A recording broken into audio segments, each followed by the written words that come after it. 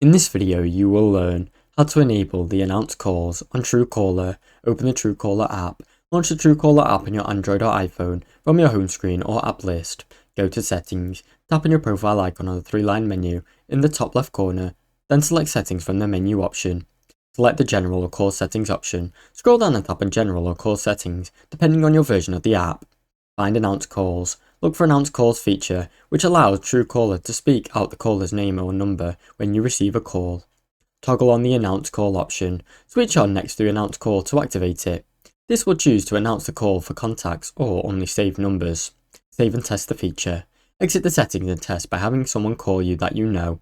Truecaller will now announce the caller's name aloud when you receive the incoming call. Now you know. Now you know how to enable announce calls on Truecaller. Thanks for watching. Don't forget to like and subscribe.